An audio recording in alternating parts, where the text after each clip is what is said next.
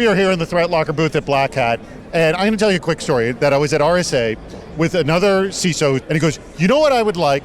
I set up all my tools today like this. 6 months from now, a year from now, how off-kilter are they? I believe your tool right now is doing exactly that. Absolutely. So what we found is 90% of ransomware attacks, successful ones, are because you had the right tools, you were blocking untrusted software, but it wasn't turned on. So what we're doing is 170 checks every day on every endpoint, not just for ThreatLocker configurations, but also for Windows configurations. And we're going to send that email to you, we're going to put it in the dashboard, you're going to track it to compliance, one central place. We all intend to do the good thing on day one, right? Oh, absolutely, but making sure you keep doing it is really important. Is there anything in cybersecurity that's set it and forget it?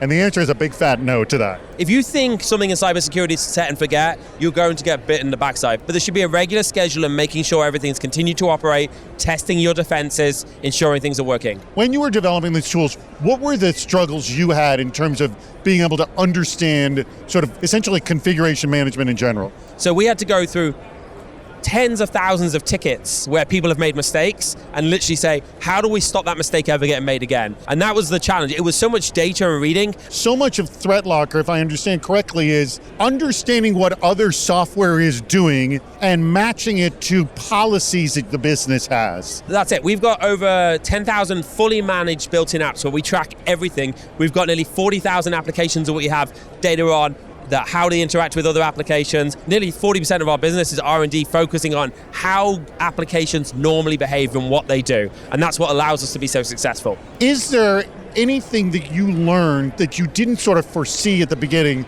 during your beta test, like, oh, the product's changing because of this? We implemented this in our own environment and we made changes to our own environment based on our own DAC reports. And what we found is some of the changes were harder than we wanted them to be. So for example, we put an auto-populate. It's a simple button that will auto-populate your ring fencing policies based on your unified audit that saves hours of time. As soon as we got that report, we now knew we had to do something. For someone who wants to essentially improve the configuration environment, how would they start to get it deployed? You can go to our support or your account manager. We just need to enable an option on your account. It's called Enable DAC. And once that's turned on within 24 hours, you'll start to get it. You've got to be on the latest stable agent, so you don't have to be on a beta agent, and that will actually start logging the data. So that's 10.3.4. Remember, it's called ThreatLocker DAC, Defense Against Configuration. Yes.